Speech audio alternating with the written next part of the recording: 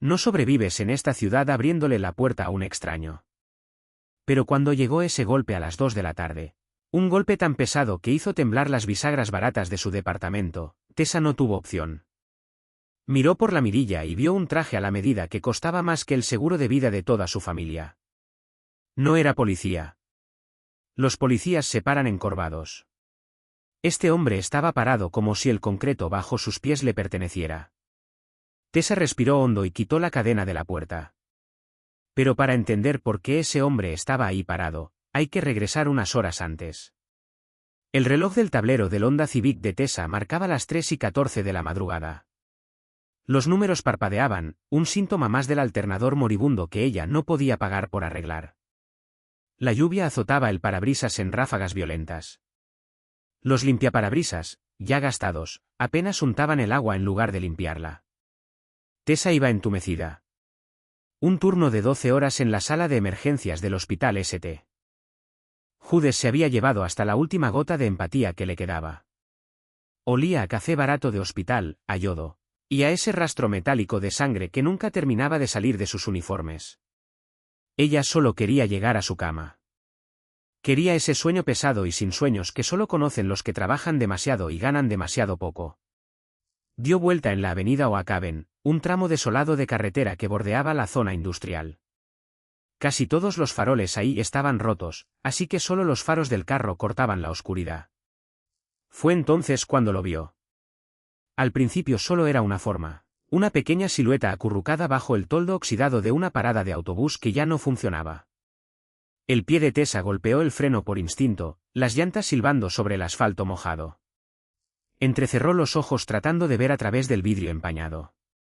Era un niño. No podía tener más de 7 u 8 años. Estaba sentado en la banca de concreto mojada, con las rodillas pegadas al pecho, usando una chamarra azul oscuro completamente empapada, pegada a su cuerpo delgado.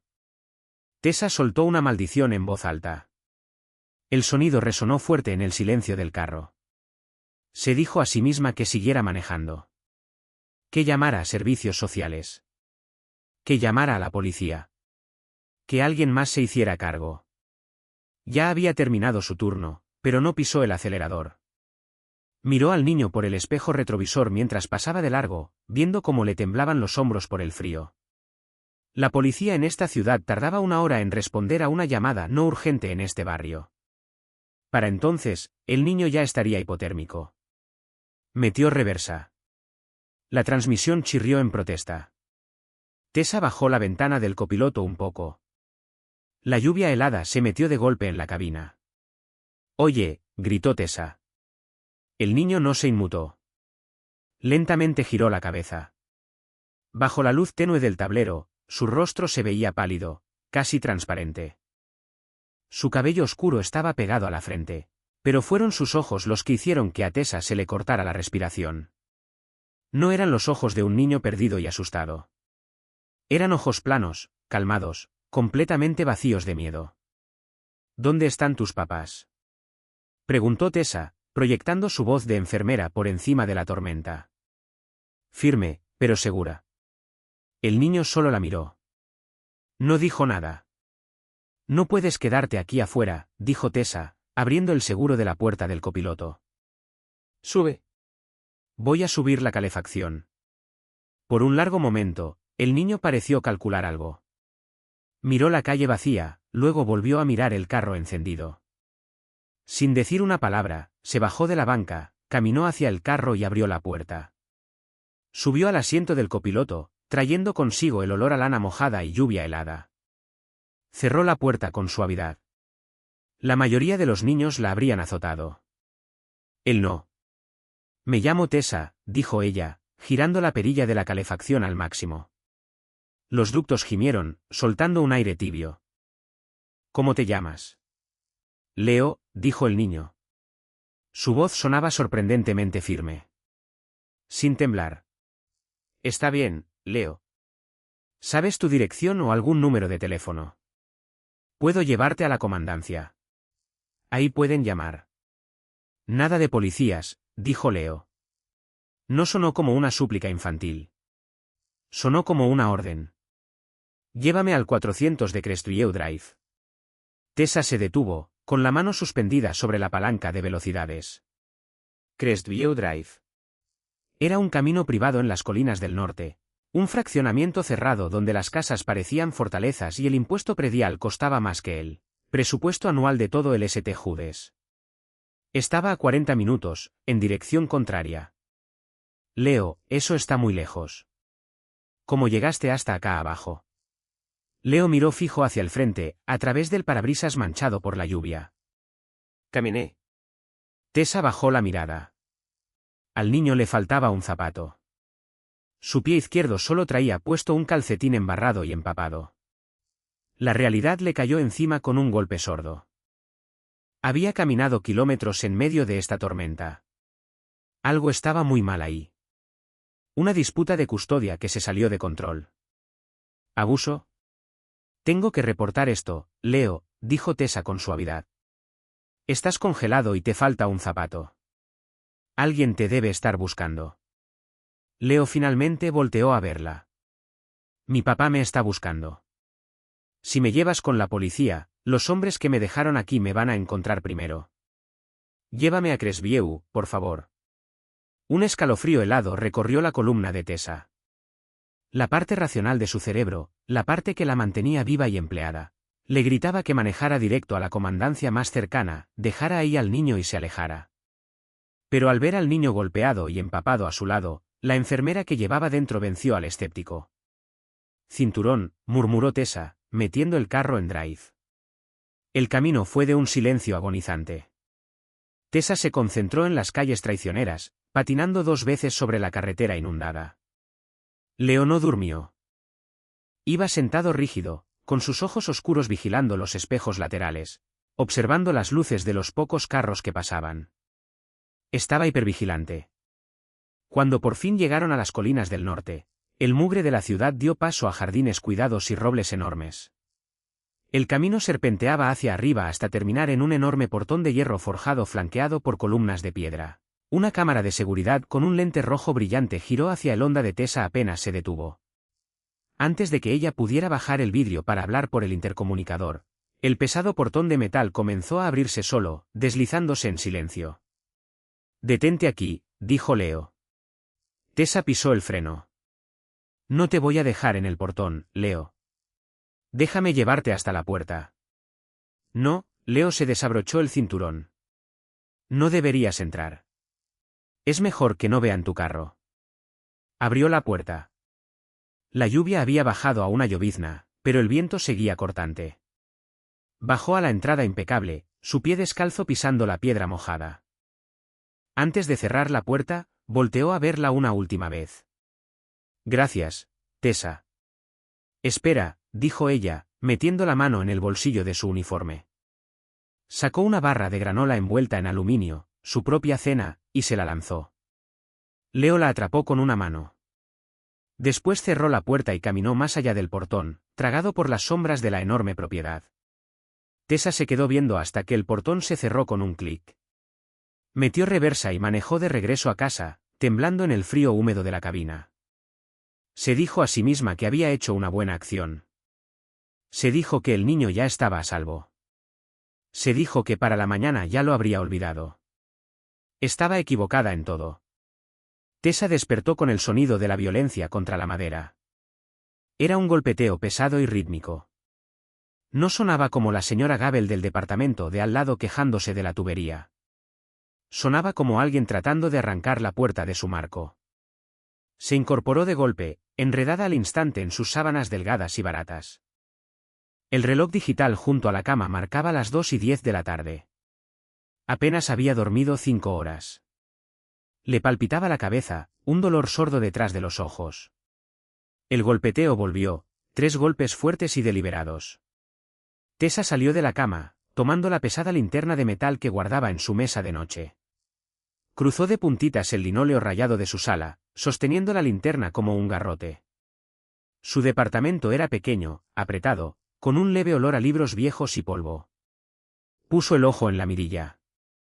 Se le cortó la respiración. Había 2 hombres en el pasillo angosto y sucio de su edificio. El que estaba parado un poco atrás tenía el cuerpo de un bloque de cemento, el cuello grueso, los ojos recorriendo el corredor. Pero era el hombre de adelante quien se llevaba todo el oxígeno del lugar. Era alto, vestido con un traje oscuro, impecablemente hecho a la medida, que se veía completamente ajeno contra el papel tapiz amarillento y despegado del pasillo. Su rostro era afilado, angular, violentamente atractivo de una forma que no ofrecía ningún consuelo. Sus ojos eran oscuros, sombríos, clavados directamente en la mirilla, como si pudiera ver a través del vidrio y hasta el interior de su cráneo. La mano de Tessa apretó la linterna. Ella conocía las caras de los pandilleros, los drogadictos, los delincuentes de esquina. Los cosía cada fin de semana. Este hombre no era nada de eso. Era el depredador supremo al que todos ellos le rendían cuentas. El hombre no volvió a tocar. Simplemente esperó. Sabía que ella estaba ahí. Con las manos temblando apenas una fracción, Tessa abrió el cerrojo y quitó la cadena. Abrió la puerta unos 8 centímetros, dejando el pie firme detrás de ella. ¿En qué le puedo ayudar?, preguntó, su voz más ronca por el sueño de lo que había querido. El hombre la miró. Notó su playera grande, su cabello despeinado, los nudillos blancos aferrados al marco de la puerta, y la pesada linterna medio escondida detrás de su pierna. Su expresión no cambió. Era una máscara de piedra fría. «¿Tessa Hayes?», dijo el hombre. No era una pregunta. Su voz era un barítono grave y resonante que vibró dentro del pecho de Tessa. «¿Y usted quién es?», respondió ella. «Me llamo Víctor Costa», dijo el hombre. El nombre no significaba nada para ella. Y el leve destello de irritación en los ojos del hombre bloque de cemento le dijo que probablemente debería haberlo reconocido. «Está bien, Víctor. ¿Qué quiere?». Víctor no empujó la puerta. No trató de intimidarla físicamente. Su sola presencia ya hacía todo el trabajo pesado. A las 3:30 de esta madrugada, un Honda Civic plateado registrado a su nombre se detuvo frente al portón de mi casa. Mi hijo se bajó de él. Tessa se congeló. «¿Leo?». La adrenalina le subió, caliente y rápida, por las venas. «¿Está bien?», preguntó de golpe, la enfermera en ella ganándole al instinto de mentir y hacerse la tonta. Por una fracción de segundo, la máscara fría de Víctor se agrietó. Un músculo se movió en su mandíbula. El destello momentáneo de vulnerabilidad paterna fue impactante antes de que volviera a enterrarse bajo el hielo. «Está bien», dijo Víctor en voz baja. «Tiene una costilla fracturada, contusiones menores e hipotermia leve. El médico ya lo atendió». «Qué bueno», suspiró Tessa, sus hombros bajando un poco. «Me alegra». «¿Por qué no llamó a la policía?».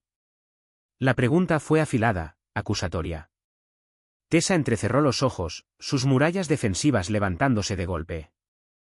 «Él me pidió que no lo hiciera. Dijo que los hombres que lo dejaron ahí lo encontrarían primero». Ella sostuvo la mirada de Víctor, negándose a dejarse intimidar en la puerta de su propia casa. «Dado el barrio en el que lo encontré, y dado que usted está aquí en lugar de un detective, supongo que tenía razón». El silencio se extendió entre ellos. El hombre más grande cambió su peso, su chamarra de piel crujiendo. Víctor levantó una mano, un gesto microscópico que congeló a su hombre al instante. «Usted tomó un riesgo enorme», dijo Víctor, sus ojos oscuros recorriendo la pintura despegada del departamento. «Las cerraduras baratas. A mi hijo se lo llevaron de un carro a 3 cuadras de donde usted lo encontró. Los hombres que se lo llevaron están muertos, pero mi hijo logró escapar durante el enfrentamiento. Caminó 3 horas en la tormenta. Si usted no se hubiera detenido, no habría sobrevivido la noche». «Entonces vino a darme las gracias», dijo Tessa, su tono seco. «De nada. Ahora, si no le importa, tengo otro turno en 6 horas y quisiera dormir». Se movió para cerrar la puerta. Víctor puso una mano plana contra la madera. No la empujó, pero el peso inamovible de su mano detuvo la puerta en seco. Tessa miró la mano, luego el rostro de Víctor.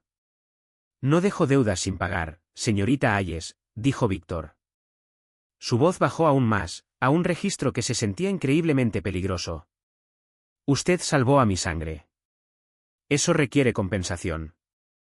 Metió la mano al bolsillo interior de su saco. Tessa se tensó, apretando la linterna, pero él solo sacó un sobre blanco impecable. Lo extendió a través del hueco de la puerta. Era grueso. Tessa miró el sobre, luego a Víctor. Una risa amarga se le escapó de la garganta. No. La mano de Víctor se mantuvo firme. Es una muestra de mi gratitud. Alcanza para un carro nuevo, un mejor departamento en una zona más segura. Tómelo. No quiero su dinero, dijo Tessa, tajante. No recogía un niño en la lluvia por una recompensa. Y definitivamente no quiero dinero de un hombre que manda guardias armados a dejar una nota de agradecimiento. Quédeselo. Víctor ladeó la cabeza, estudiándola como si fuera un rompecabezas que no esperaba resolver ese día. El orgullo es un lujo en esta ciudad, señorita Hayes. ¿Está segura de que puede pagarlo? Puedo pagar dormir con la conciencia tranquila, respondió Tessa, cortante. Empujó la puerta de nuevo. Ya terminamos aquí.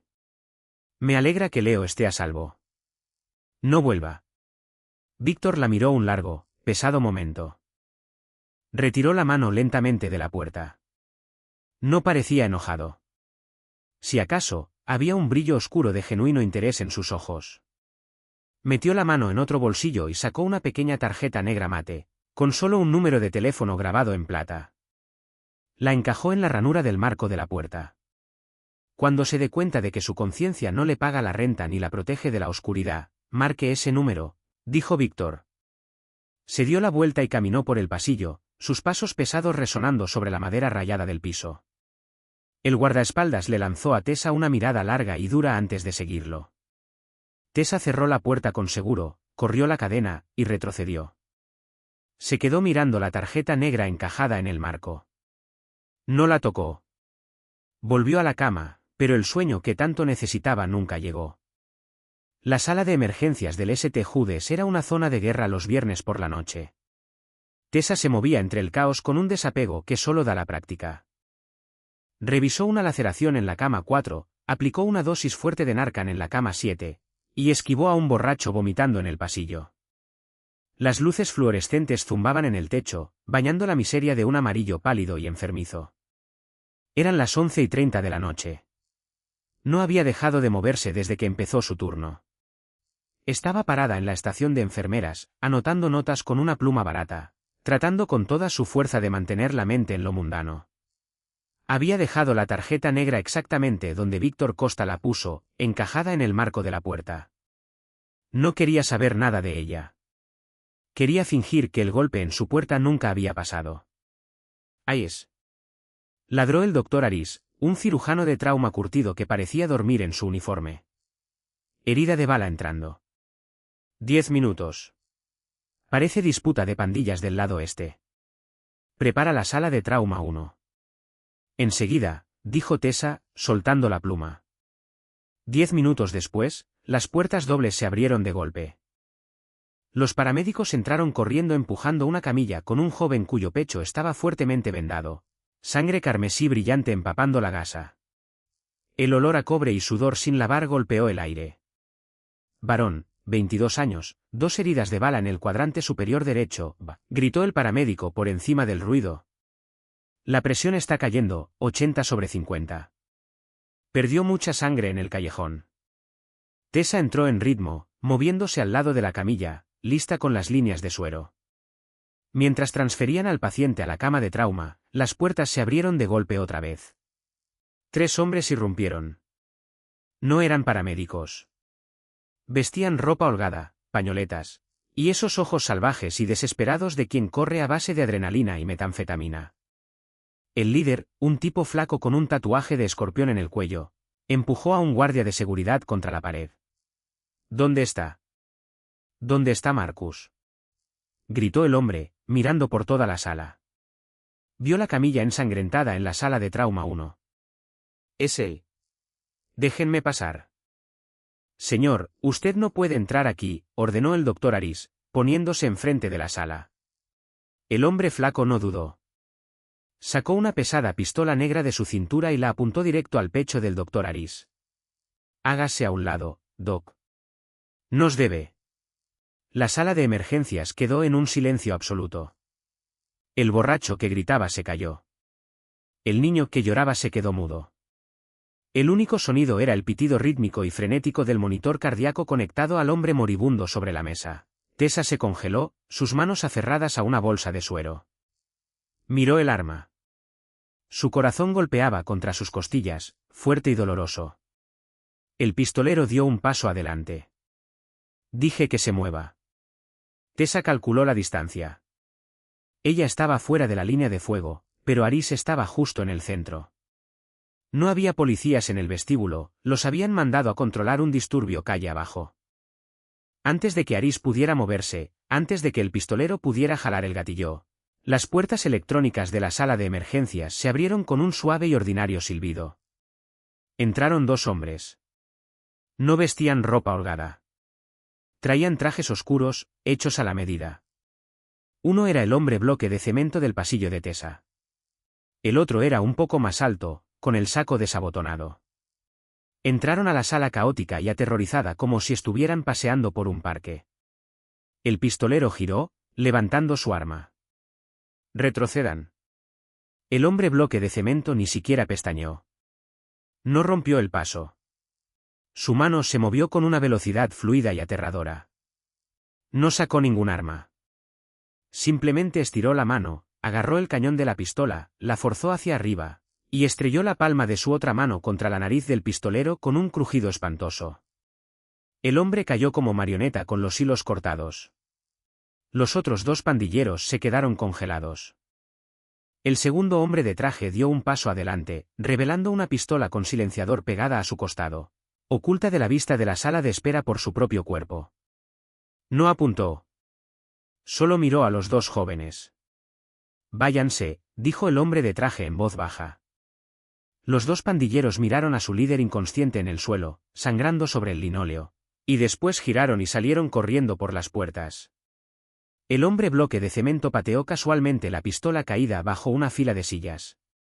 Se acomodó los puños de la camisa, sus ojos recorriendo el salón. Las enfermeras y doctores aterrorizados miraban en shock. Los ojos del hombre encontraron a Tessa. No sonrió. No asintió. Solo sostuvo su mirada 2 segundos. Un mensaje claro e innegable: la vemos. La estamos vigilando. Después se agachó, levantó al pistolero inconsciente por el cuello de la chamarra, y lo arrastró fuera por las puertas corredizas. La sala de emergencias quedó paralizada 5 largos segundos antes de que el doctor Aris reaccionara. «Ayes, pasa los líquidos ahora». Tessa se sacudió, sus manos temblando mientras conectaba la bolsa de suero a la vía. Siguió el proceso, ayudando a estabilizar al herido de bala, pero su mente estaba a kilómetros de distancia. Fue entonces que entendió lo que realmente había significado la visita de Víctor Costa. Él no había venido solo a ofrecerle dinero. Había venido a reclamarla. Al salvar a su hijo, ella había entrado a su ecosistema. La tarjeta negra en el marco de su puerta no era una oferta de ayuda. Era una marca. Cuando su turno terminó a las 7 de la mañana, Tessa salió al aire fresco de la mañana. El sol estaba saliendo, proyectando sombras largas sobre el estacionamiento. Caminó hacia su Honda destartalado. Sentada perfectamente centrada en su parabrisas, atrapada bajo el limpiaparabrisas, había una sola rosa blanca, impecable. Sin nota. Sin listón. Solo la flor. Tessa se quedó parada en el estacionamiento vacío, mirándola. La fría realidad la golpeó, más pesada que el cansancio en sus huesos. No solo había llevado a un niño perdido de regreso a casa. Había invitado a un fantasma a su vida. Y los fantasmas, ella lo sabía, nunca te dejan en paz. Tessa tiró la rosa blanca al bote de basura del estacionamiento del hospital. Cayó suavemente sobre un vaso de café desechable y unas servilletas húmedas. Manejó a casa en silencio, la calefacción apenas peleando contra el frío de la mañana. Al llegar a su departamento, finalmente sacó la tarjeta negra de la ranura del marco de la puerta. No marcó el número. La dejó caer en la basura de la cocina, sobre una capa de cáscaras de huevo y borra de café. Quería su vida de vuelta. Quería el cansancio mundano y aplastante de los turnos dobles y la renta atrasada. No quería rosas blancas ni hombres silenciosos en trajes a la medida. Por 3 días, el universo pareció cooperar. El St. Judes seguía en su caos habitual.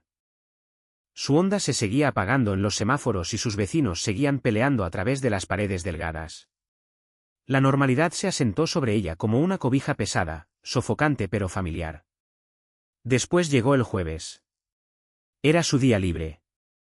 Tessa estaba en la lavandería de la calle 4, un edificio deprimente de bloques de cemento que olía permanentemente a cloro y cigarro rancio. Se sentó en una silla de plástico agrietada, viendo sus uniformes dar vueltas en la secadora industrial. El golpeteo rítmico de la máquina era el único sonido en el cuarto vacío. Afuera, el cielo tenía un morado amoratado que amenazaba lluvia. La campana sobre la puerta de vidrio sonó. 2 hombres entraron. Tessa no levantó la vista de su libro de bolsillo gastado, pero su visión periférica lo rastreó. No venían a lavar ropa. No traían canastas ni bolsas. Traían chamarras gruesas de lona a pesar del calor húmedo. Y sus botas dejaban huellas de lodo en el linóleo. Pasaron de largo el mostrador y caminaron directo por el pasillo de máquinas, hacia ella. El pulso de Tessa se aceleró. Mantuvo los ojos en su libro, el pulgar suspendido sobre la página. Tessa Hayes. No sé de qué me habla, dijo Tessa, cerrando su libro y levantándose. Soy enfermera. Uso el camión. Agarró el mango de su carrito de lavandería, tratando de pasar entre ellos. El hombre flaco clavó la mano en el borde de alambre del carrito, deteniéndolo en seco. No se haga la tonta, muñeca. Sacamos las placas de una cámara de tráfico, Honda plateado. Sabemos que usted recogió al niño Costa. Solo queremos saber qué le dijo antes de llegar a casa. Me dijo que le gustaba la calefacción, mintió Tessa, su corazón golpeando contra sus costillas. Ahora suelte el carrito. El jefe quiere oírlo de su propia boca, dijo el hombre. No sonrió. Estiró la mano, sus dedos sucios agarrando el brazo de Tessa. Su agarre era de hierro puro. Se viene con nosotros. Adrenalina, pura y afilada, inundó las venas de Tessa. No gritó. Gritar en este barrio solo hacía que la gente cerrara más fuerte sus puertas. En vez de eso, se movió. Con la mano libre, agarró la pesada botella de cloro industrial que descansaba sobre la mesa de doblar a su lado. La blandió en un arco corto y feroz, estrellando el fondo pesado directo en la cara del hombre flaco. El cartílago crujió. El hombre bramó, sus manos volando a su nariz destrozada, soltando el brazo de Tessa. Tessa empujó el pesado carrito metálico de lavandería con todo su peso. Se estrelló contra las rodillas del segundo hombre, mandándolo tambaleándose hacia una fila de lavadoras. No se quedó a ver cómo caían. Salió corriendo. Se trepó sobre las mesas de doblar, aterrizando del otro lado del linóleo, y corrió hacia la salida trasera. Detrás de ella escuchó un grito, seguido del sonido aterrador e inconfundible de un disparo.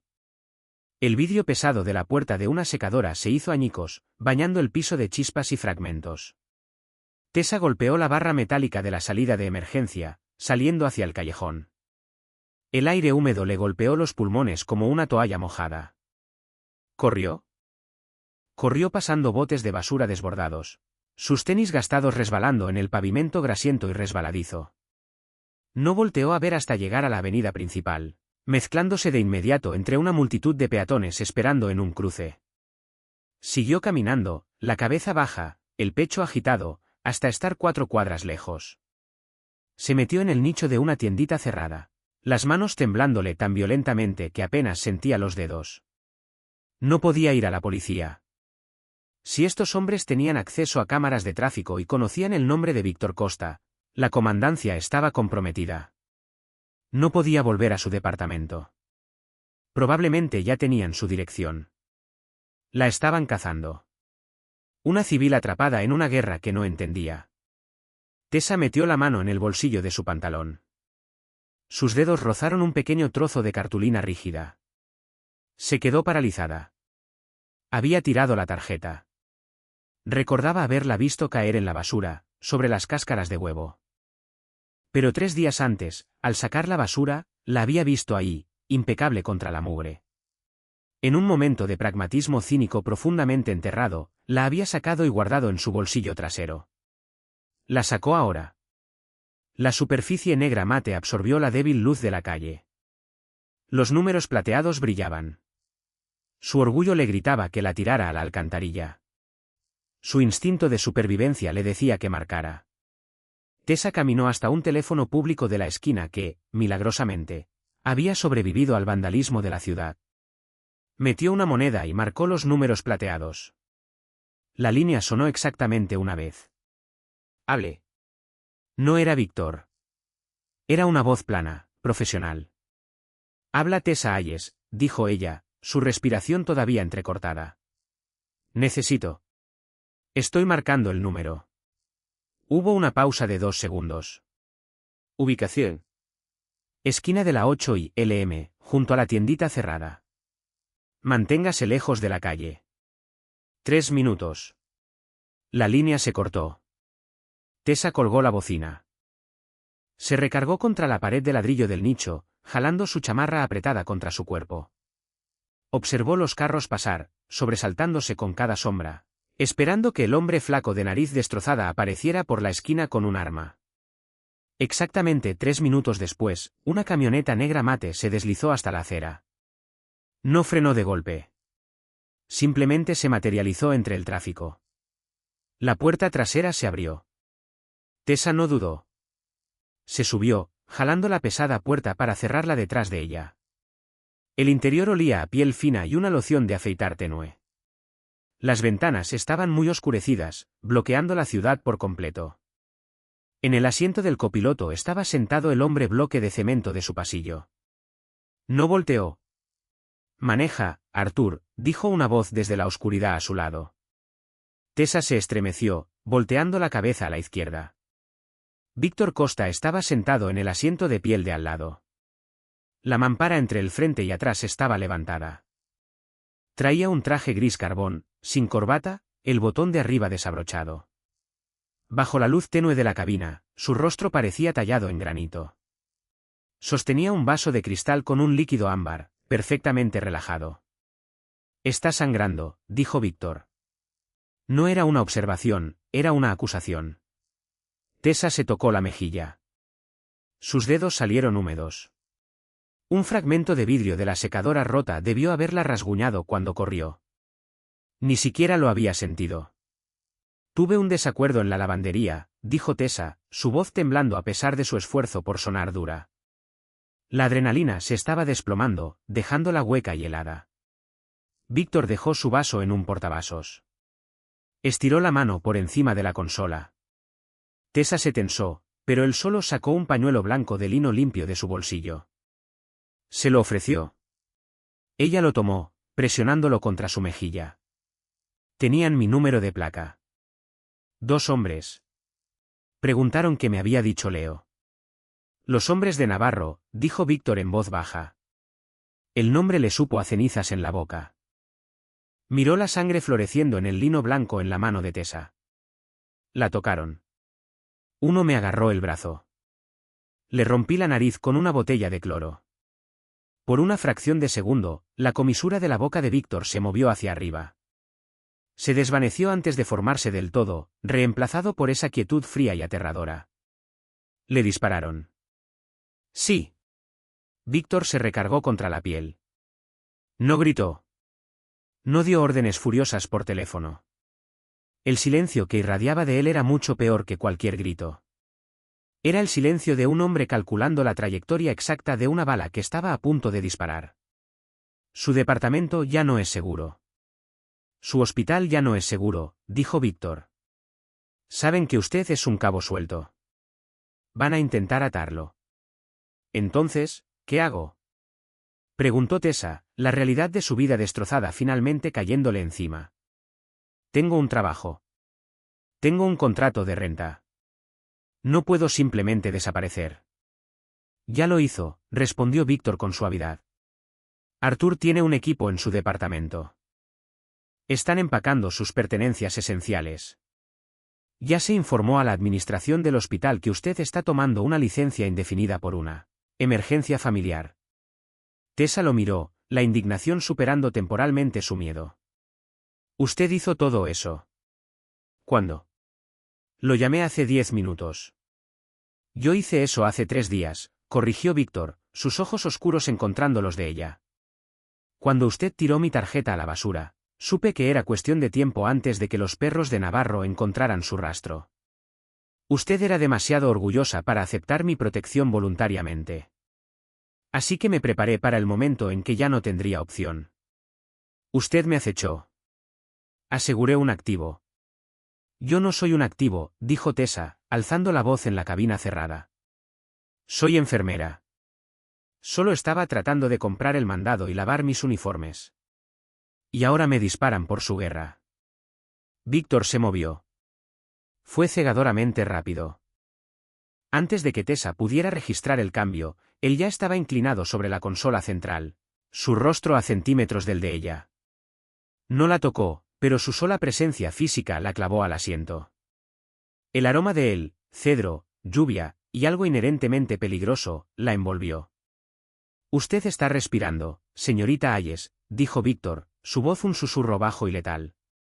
Está respirando en mi carro en lugar de estar desangrándose en el piso de una lavandería, por mi guerra. Usted se metió sola en esta vida el momento en que le abrió la puerta de su carro a mi hijo.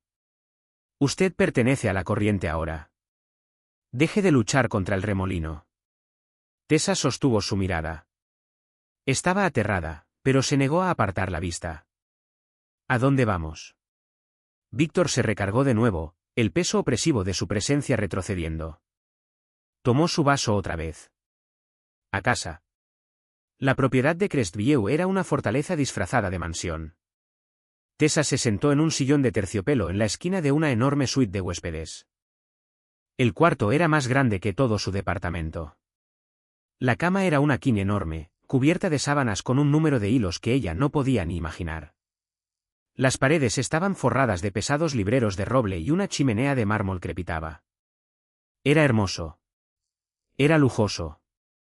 Era una jaula. Llevaba ahí 2 días. No había visto al hombre flaco de la lavandería. No había visto las calles. No había visto su propia ropa. Arthur le había proporcionado un guardarropa de suéteres y pantalones caros y discretos que le quedaban perfectos, lo cual la inquietaba profundamente. Alguien tocó la pesada puerta de madera. Fue un sonido suave, tentativo. Adelante, dijo Tessa, jalando sus rodillas hacia el pecho. La puerta crujió al abrirse. Leo estaba en el umbral. Traía pants grises y un suéter grueso de lana. El moretón en su rostro había bajado a un amarillo enfermizo, pero seguía caminando con una leve rigidez del lado izquierdo. Sostenía una charola de plata con 2 tazas de porcelana. María dijo que no había desayunado, dijo el niño en voz baja. Hizo té. La armadura cínica de Tessa se resquebrajó al instante. Se levantó y caminó hacia él, tomando la charola antes de que se le volteara. Gracias, Leo. Ven, siéntate. Se sentaron al borde de la enorme cama. Él te olía a manzanilla y miel. Leo sopló su taza, mirando fijo el líquido que giraba dentro. Se veía más pequeño ahí, rodeado del lujo cavernoso de la casa de su padre, de lo que se había visto en la tormenta. Lo siento, dijo Leo a su taza. ¿Por qué? Por hacer que te detuvieras. Leo levantó la vista, sus ojos oscuros, tan aterradoramente parecidos a los de su padre, encontrando los de ella. Mi papá dice que los hombres de Navarro te dispararon por mi culpa. Tessa suspiró. Dejó su taza y se volteó hacia el niño. Leo, escúchame. Hombres adultos tomando decisiones terribles me dispararon a mí. Tú eres un niño de 8 años que caminaba en la lluvia congelada sin un zapato. Me detuve porque era lo correcto. No me arrepiento de haberte recogido. Aunque no puedas volver a tu casa, una casa es solo una caja donde guardas tus cosas, mintió Tessa con suavidad, ofreciéndole una pequeña sonrisa tranquilizadora. Voy a conseguir otra caja tarde o temprano. Leo estudió su rostro un largo momento, evaluando la mentira, antes de asentir despacio. Terminó su té en silencio y se escabulló del cuarto, dejando la puerta entreabierta. 10 minutos después, la puerta se abrió por completo. Víctor entró. No traía el saco del traje ese día, solo una camisa oscura con las mangas enrolladas hasta los antebrazos, revelando una red de cicatrices viejas y violentas grabadas en su piel. Se veía cansado. Era la primera vez que Tessa lo veía verse algo menos que invencible.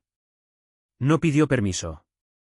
Caminó hasta el sillón de terciopelo que ella había abandonado y se sentó, apoyando los codos en las rodillas. «¿Le agrada a usted?», dijo Víctor, mirando fijo la chimenea. «Es un niño». «Le agrada cualquiera que no lo trate como una pieza de garantía», respondió Tessa. Se quedó parada junto a la cama, cruzando los brazos a la defensiva. Víctor giró lentamente la cabeza para mirarla. «¿Cree usted que veo a mi hijo como una garantía?» «Creo que usted ve todo como un activo o un pasivo», dijo Tessa, tajante. «Incluyéndome a mí». Víctor no lo negó. Metió la mano en el bolsillo y sacó un encendedor plateado y liso. Lo abrió, lo encendió, y lo volvió a cerrar de golpe. Un gesto inquieto. «Los hombres de la lavandería están muertos», declaró Víctor. Su tono era casual, como si comentara sobre el clima. Tessa sintió un vacío frío en el estómago. Era enfermera de trauma. Se había pasado la vida peleando con uñas y dientes por mantener la sangre dentro de los cuerpos de la gente. La admisión casual de un asesinato hizo que el té caro que acababa de tomar se le revolviera. «No me diga eso», susurró, apartando la mirada. «Necesita saberlo», insistió Víctor, su voz bajando aún más, jalando su atención de vuelta hacia él. «Necesita saber que la amenaza contra usted se está desmantelando pieza por pieza. Matándolos. Removiéndolos del tablero». Tessa soltó una risa amarga. «Claro. Lenguaje corporativo limpio. No cambia lo que es. Usted se sienta en esta casa hermosa tomando whisky mientras la gente se desangra en callejones y lavanderías, y a mí me metió justo en medio de todo eso». Víctor se puso de pie. Cerró la distancia entre ellos con pasos lentos y deliberados hasta quedar apenas a centímetros de ella. Tessa se mantuvo firme, levantando la barbilla para sostener su mirada. «¿Cree que disfruto esto?», preguntó Víctor. La máscara fría se estaba resbalando, revelando un calor volátil y hirviente debajo. «¿Cree que quiero que a mi hijo lo cacen en las calles? Mi padre construyó este sindicato. Yo heredé una guerra. Si muestro debilidad, mis hombres mueren. Si dudo, mi hijo muere». Levantó una mano, sus nudillos rozando ligeramente el borde de la pequeña venda blanca en la mejilla de Tessa. El toque fue sorprendentemente gentil comparado con la violencia de sus palabras. «Mantengo a mi gente respirando, Tessa. Hago lo que sea necesario para asegurarme de que despierten a la mañana siguiente. Usted hace exactamente lo mismo en su hospital cada noche. Usted pelea contra la muerte con bisturís y gasas. Yo peleo contra ella con balas. Mis métodos solo son menos estériles». Tessa tragó saliva con dificultad. Su corazón corría, pero ya no era puramente por miedo. La cercanía de él era sofocante, magnética. Odiaba su lógica. Odiaba que, de alguna forma retorcida y cínica, la entendiera. «Yo no soy una de su gente», dijo ella, su voz bajando a un susurro. Víctor la miró desde arriba. Sus ojos oscuros recorrieron la línea de su mandíbula. Su pulgar rozó su mejilla sana, un peso posesivo y pesado. «Ahora sí lo es», dijo él. La parte más difícil de esconderse era el silencio. Durante una semana, Tessa existió en una extraña realidad suspendida. La propiedad de Crestview funcionaba con la precisión de un hotel de lujo y la seguridad de un búnker militar. Las comidas aparecían. La ropa lavada desaparecía y regresaba perfectamente doblada. Pero el silencio era ensordecedor. No había monitores cardíacos pitando, ni borrachos gritando en la sala de espera, ni llamados frenéticos por altavoz. Tessa era una criatura del caos. La tranquilidad la estaba volviendo loca. Pasaba los días caminando por la enorme biblioteca o sentada en la cocina con María, la mujer mayor que llevaba la casa. María casi no hablaba inglés y Tessa no hablaba nada de italiano, pero se comunicaban en el lenguaje universal de picar verduras y preparar café. Víctor era un fantasma. Se iba antes del amanecer y regresaba mucho después de que Tessa se retiraba a su cuarto. Cuando sí lo veía, estaba encerrado en su despacho con Arthur y otros hombres de aspecto severo, sus voces amortiguadas detrás de las pesadas puertas de roble. La octava noche, el silencio por fin se rompió. Pasaban las 2 de la madrugada. Tessa estaba en la cocina tomando un vaso de agua de la llave, mirando fijamente hacia el refrigerador sin realmente verlo.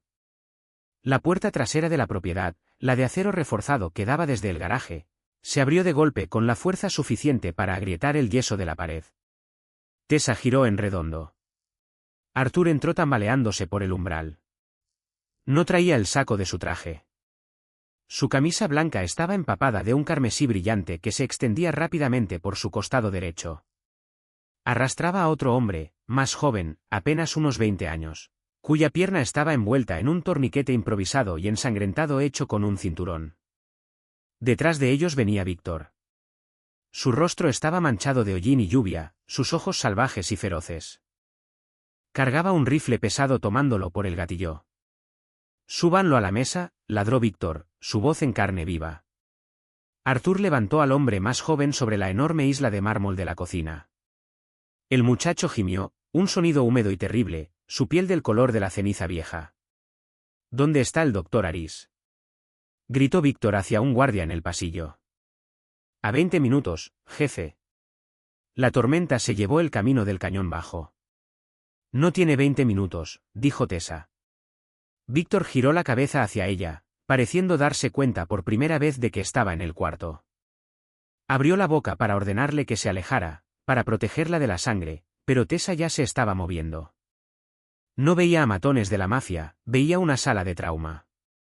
La enfermera cínica y agotada del hospital encajó al instante en su lugar. «Arthur, siéntate antes de que te desmayes», ordenó ella, señalando un banco. No esperó a ver si el hombre bloque de cemento obedecía.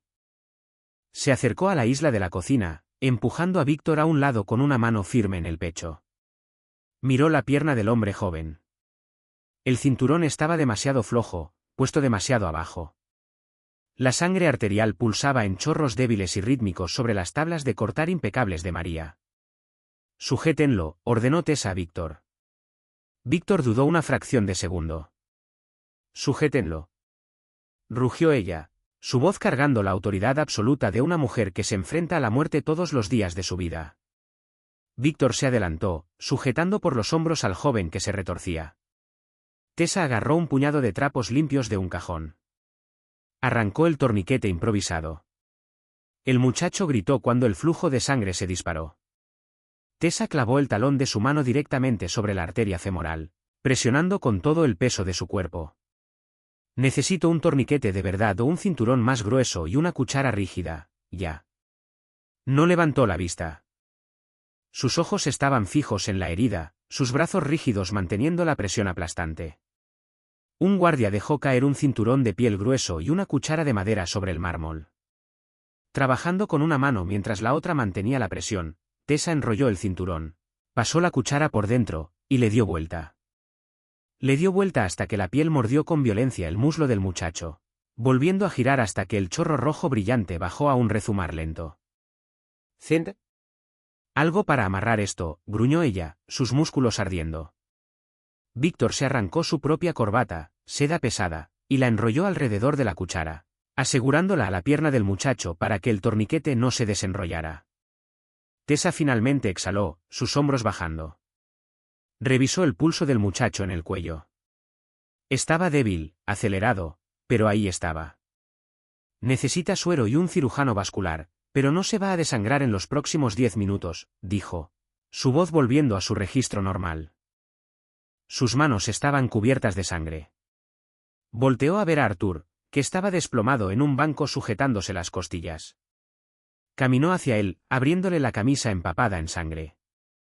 La bala le había rozado el costado, un surco profundo y feo en la carne, pero no había tocado órganos. «¿Vas a vivir?», le dijo a Arthur. «Mantén presión ahí». Arthur la miró. El enforcer estoico y aterrador le dio un único y lento asentimiento. Un gesto profundo de respeto. Tessa se volteó hacia el fregadero, abriendo la llave con el codo. Sostuvo las manos bajo el agua tibia, viendo la sangre girar por el drenaje de acero inoxidable. Sintió una presencia detrás de ella. La temperatura ambiente en la cocina pareció dispararse. Víctor estaba parado justo detrás de su hombro. Estaba cubierto de mugre y sangre ajena.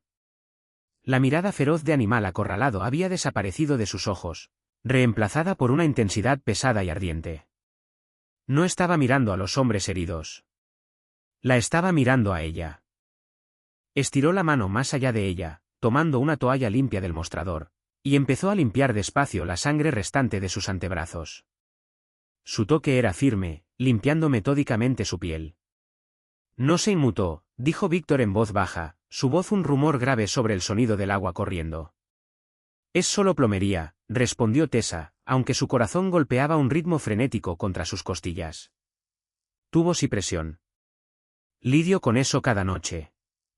No con hombres que traen la violencia a casa con ellos. Víctor tiró la toalla arruinada al fregadero. Se inclinó, su boca a centímetros del oído de ella. Es usted magnífica entre la sangre, Tessa. No era un cumplido diseñado para halagarla. Era un reconocimiento de su naturaleza. Él la veía. La dureza, el pragmatismo frío, la negativa a quebrarse. Tessa se volteó para encararlo. Estaban a centímetros de distancia. El olor a cobre, lluvia y pólvora colgaba espeso en el aire entre ellos. Por primera vez desde que subió a su carro, no se sintió como una cautiva. Se sintió como una igual. Solo asegúrese de que su doctor llegue, susurró ella, sosteniendo su mirada. Ya está aquí, llamó una voz desde el pasillo.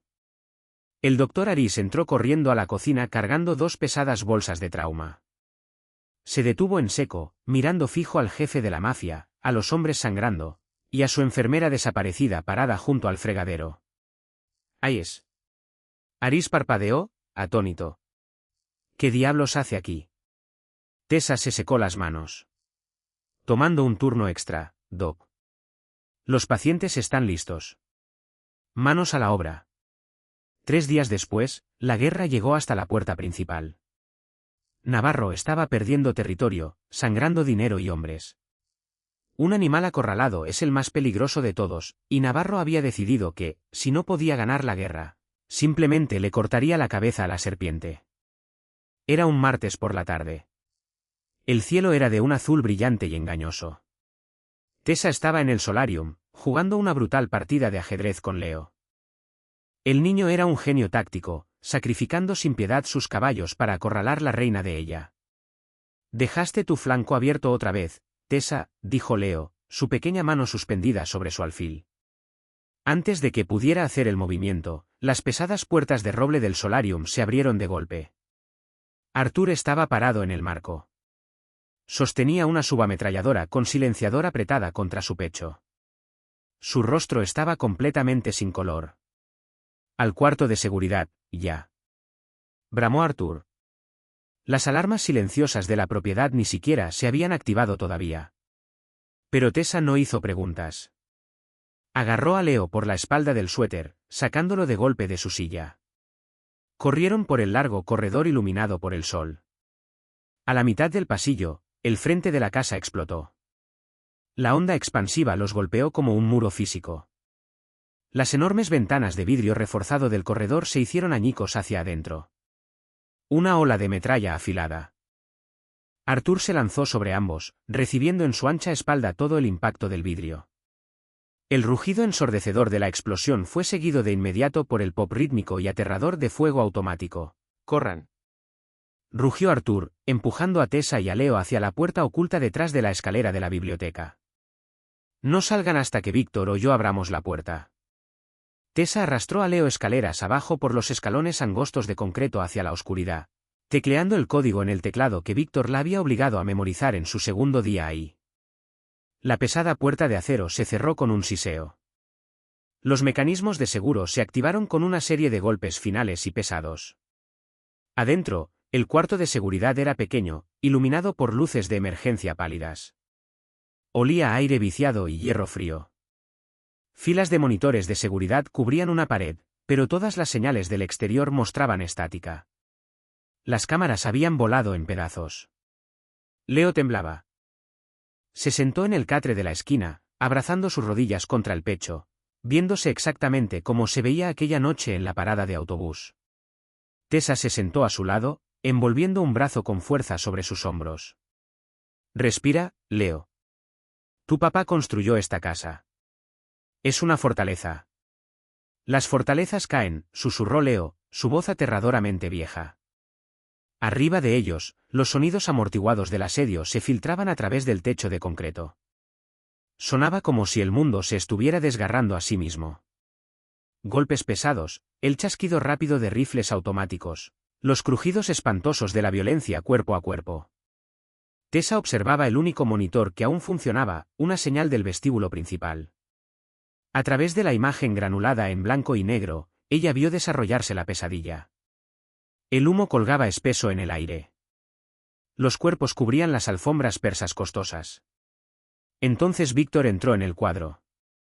Se había quedado sin municiones. Le lanzó una pistola vacía a la cabeza de un hombre que avanzaba, tambaleándolo, y luego cerró la distancia con una velocidad aterradora. Tessa observó, hipnotizada y horrorizada, cómo peleaba Víctor. No era el arte marcial estilizado de una película. Era feo, brutal, y desesperadamente eficiente. Usaba codos, rodillas, la pesada base de bronce de una lámpara destrozada. Peleaba como un hombre que había abandonado por completo su humanidad para proteger lo que era suyo. Dos hombres más de Navarro entraron a raudales por las puertas destrozadas de enfrente. Víctor soltó al hombre que sujetaba y giró, pero no fue lo suficientemente rápido. Una ráfaga de disparos apareció en la cámara. En la pantalla, Víctor se tambaleó hacia atrás. Golpeó la pared con fuerza, embarrando sangre contra el yeso blanco. Se deslizó hacia abajo, sujetándose el abdomen. Tessa dejó de respirar. Los dos pistoleros avanzaron despacio, levantando sus armas para terminarlo. Antes de que pudieran disparar, Artur apareció en el cuadro desde el pasillo lateral. No gritó. Solo levantó su arma y eliminó a ambos hombres en dos ráfagas precisas y despiadadas. El vestíbulo quedó quieto. Artur corrió hacia Víctor, arrodillándose a su lado. Presionó su auricular de radio. Un momento después, el intercomunicador del cuarto de seguridad crepitó. La voz de Artur, usualmente un monótono plano, sonaba tensa. Tessa, el perímetro está seguro, pero el jefe está herido. Mal. El doctor Aris murió en la entrada. La sangre de Tessa se heló. Aris estaba muerto. Víctor se estaba desangrando. Tráelo a la sala médica, ordenó Tessa, su voz cortando a través del pánico. Se puso de pie, mirando a Leo. Quédate aquí.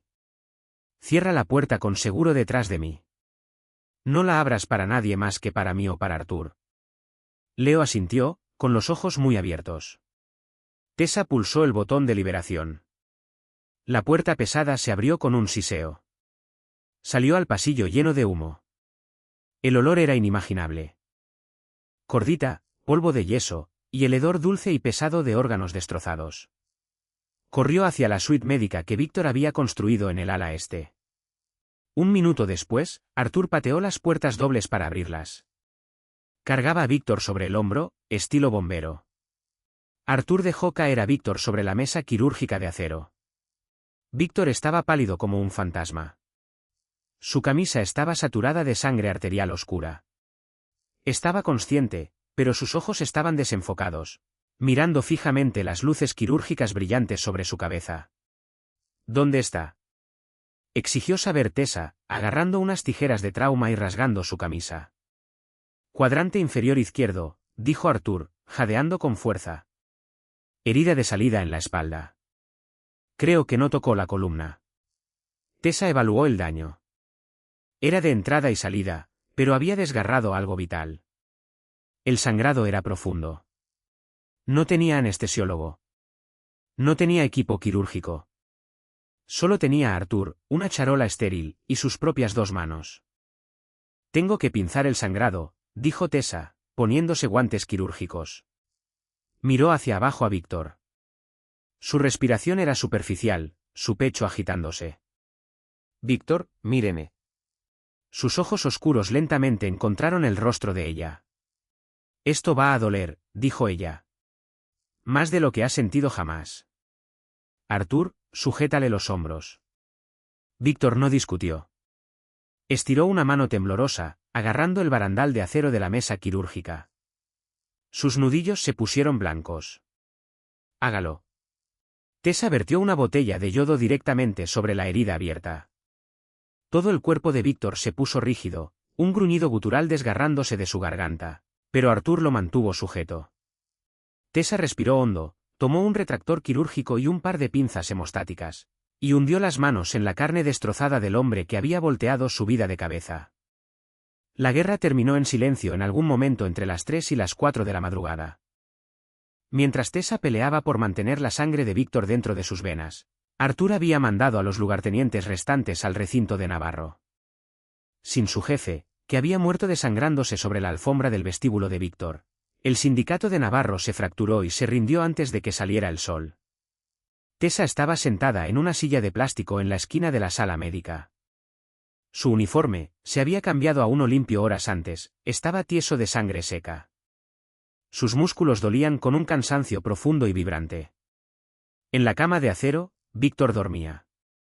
Estaba conectado a 2 bolsas de suero y a un monitor cardíaco que pitaba con un ritmo constante y tranquilizador. Se veía terrible. Pálido, demacrado, las sombras bajo sus ojos parecían moretones. Pero estaba respirando. Los sujetadores habían aguantado. Las suturas estaban limpias. Ella lo había traído de vuelta desde el borde. Tessa se quedó mirando sus manos. Habían dejado de temblar hacía una hora. Escuchó un suave crujido de sábanas. Levantó la vista. Los ojos de Víctor estaban abiertos. Estaban pesados de analgésicos, pero la inteligencia aguda y penetrante seguía ahí. Giró la cabeza despacio para mirarla. «Sigue aquí», dijo con voz rasposa, apenas más que un susurro seco. «No se lisonjee». «Las calles están cerradas», respondió Tessa, recostándose en su silla.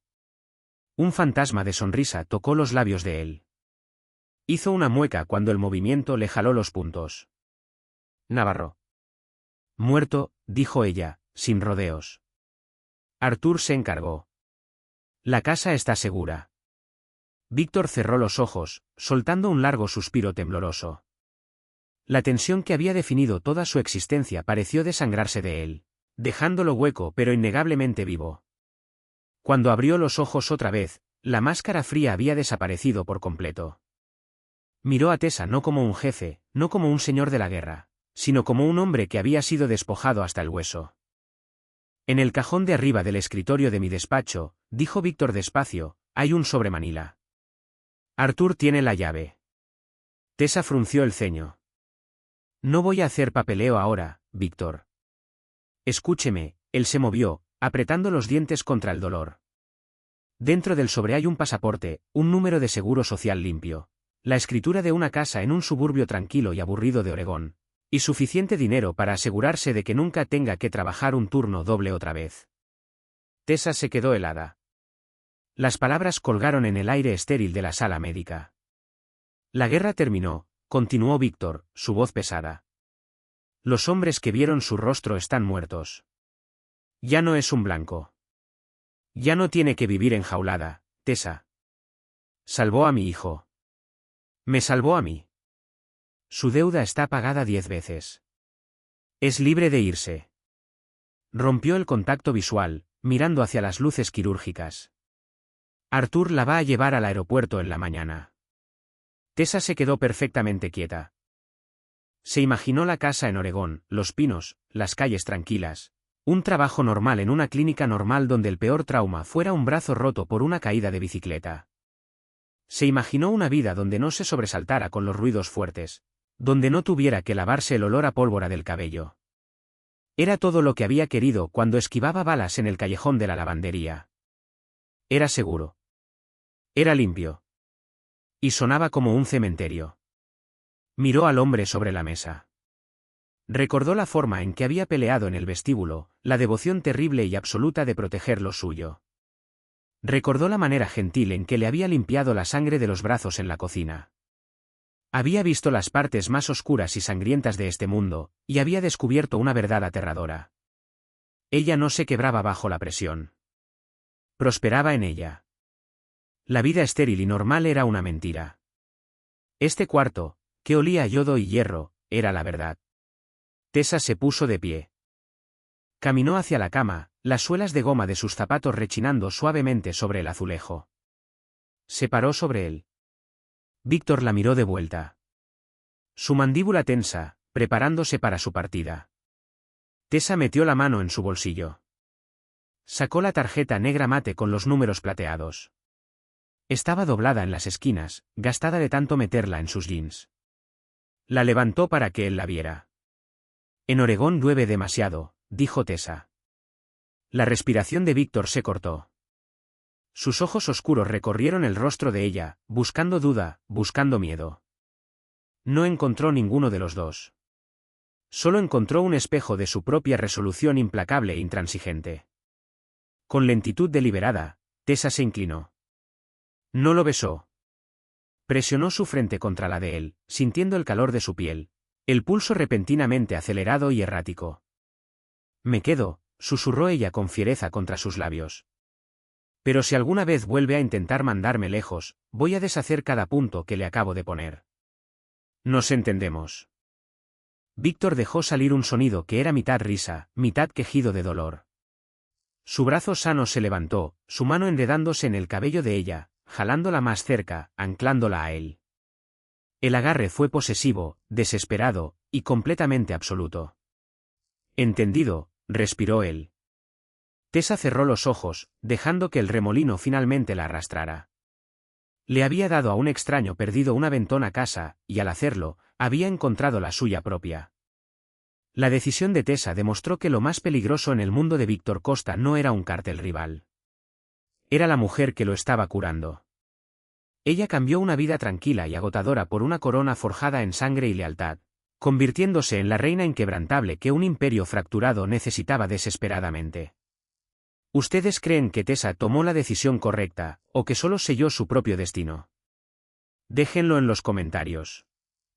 Si les encantó este romance brutal y de alto riesgo, denle like, compártanlo con sus amigos, y suscríbanse para más historias intensas y originales.